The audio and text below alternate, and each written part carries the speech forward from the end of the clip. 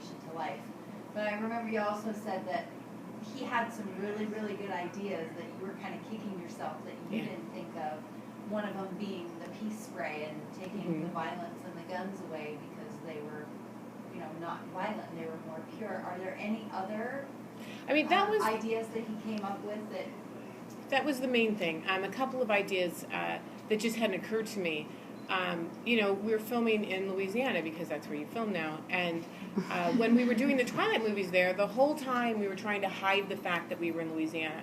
So we were, everything was on sound stages. And when we were outside, we found the one stand of trees in the entire place, and then brought in extra trunks to make it look like a bigger forest. And we were always trying to disguise where we were.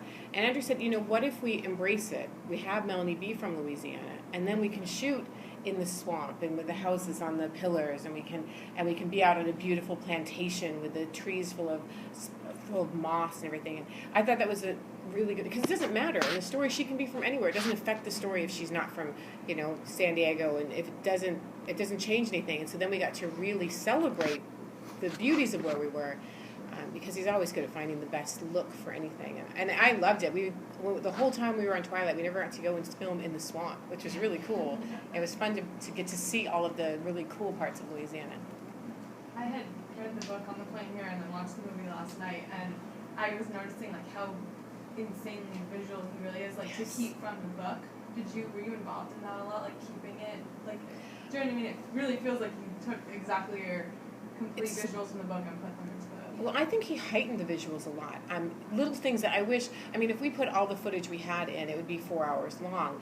But I wish... Extras. But a lot of it isn't it's not big, pivotal scenes or even dialogue. It's just, I wish you could see more of the souls walking around, because their wardrobe and just the way they hold themselves, and we shot some pieces that we didn't fit everything in, but it just looks so cool. And I didn't picture them dressing just that little bit more, with a little bit more polish than we do. I was noticing so much about their outfits, and I usually don't do that when I watch films, and I was like, oh, look at their shoes, look at their shirts, I know. I was so conscious of it that entire time. He's if he was filming our little Roundtable right now, he would come over and he would mess with your hand and then he'd be and he'd come back and he'd go 1 millimeter more, and then he'd come back and he'd 1 millimeter more. He cares about every hair that's in the scene.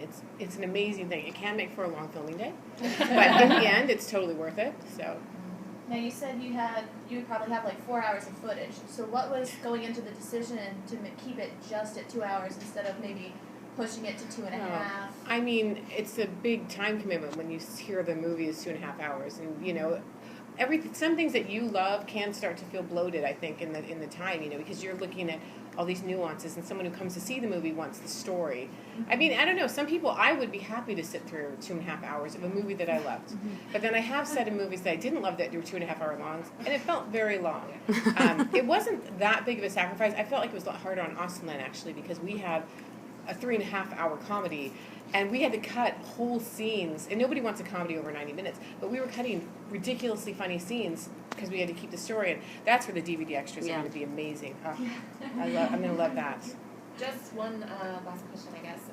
From someone who hasn't read the book and saw it last night, that's actually Jordan.